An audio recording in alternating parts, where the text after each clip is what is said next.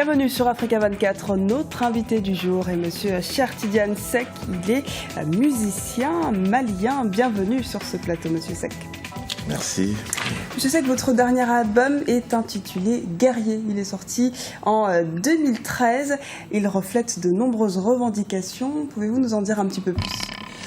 Oui, parce que quand j'ai commencé cet album, qui était un projet solo, et mon but c'était de peindre justement ma carrière et tout ce qui était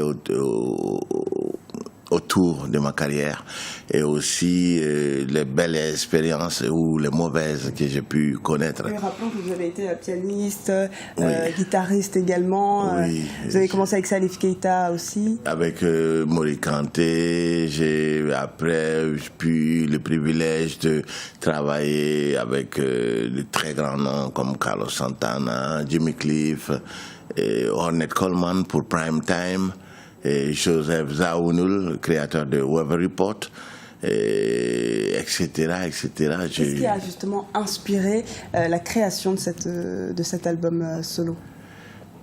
Justement, je voulais une sorte de symbiose intimiste de tout, de moi en tant que... Comment est-ce que je sonnerais après toutes ces rencontres-là?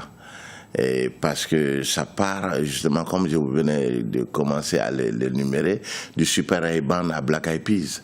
Donc, j'ai connu tous les styles. Voilà, hip-hop à jazz, en alliant la musique traditionnelle malienne. Oui, l'ensemble instrumental du Mali. J'ai connu tous les courants musicaux. Pour la plupart. J'ai même arrangé, entre guillemets, pour des bandes hindoues ou arabes. Je veux dire, il fallait que je restitue un peu toutes mes expériences passées. Et Guerrier était là parce que tout le monde m'appelle Guerrier et j'appelle tout le monde Guerrier.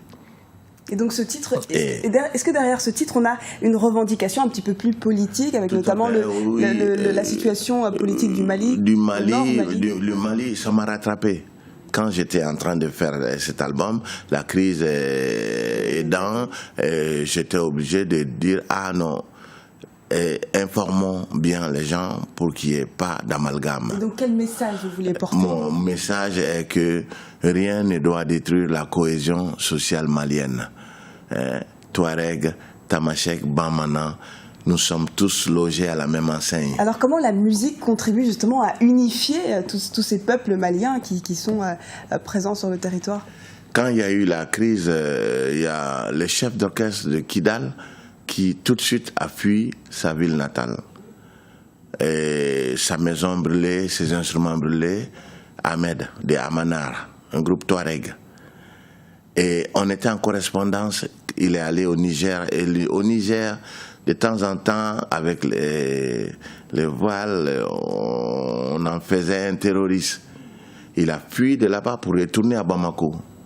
Il vit, je viens de le quitter la semaine dernière, le samedi dernier encore, on était ensemble.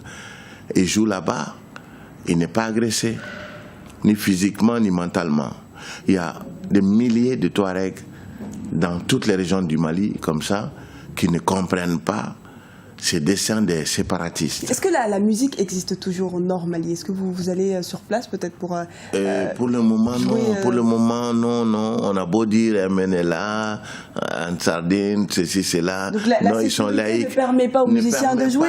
Alors comment les musiciens vont contribuer tout de même à mettre leur pierre à cet édifice? Comment ramener la paix en passant par la musique? Il y a une caravane pour la paix qui a été initiée par Mani Ansar, et qui a fait du Maroc tout un parcours dans toute la sous-région pour revendiquer cette cohésion sociale-là. Et là-dedans, il y a des bozos, des gens de plus au sud, il y a des tamasheks, il y a même des musiciens arabes. Il y a une mixité sociale. Donc. Voilà, tout à fait. Donc, que nous avons toujours revendiqué. Et le festival que je parraine à Ségou, dans ma ville natale, le festival sur le fleuve Niger, a aussi mis l'accent là-dessus, sur cette cohésion sociale. Est-ce que vous êtes accompagné par les pouvoirs publics, Monsieur Seck?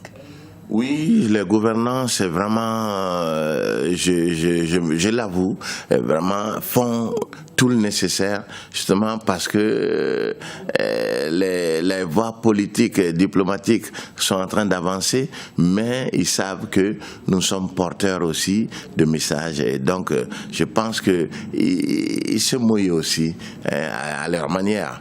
Bon, moi, je dirais seulement de mon côté, tant que nous ne pourrons, tant que des fenêtres comme la vôtre nous seront ouvertes, nous allons dire encore et crier haut et fort, nous voulons un Mali uni, fort, communautaire et aussi pas de partition pour ce pays.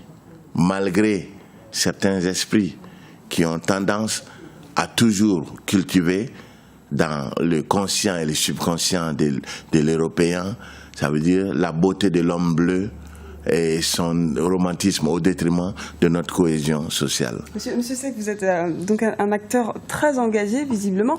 Qu'est-ce qui vous a poussé à aller sur le terrain et à dire non à toutes ces violences et militer pour la paix sur le territoire? Parce que je pense que mon peuple a été pris en otage, d'un côté comme de l'autre.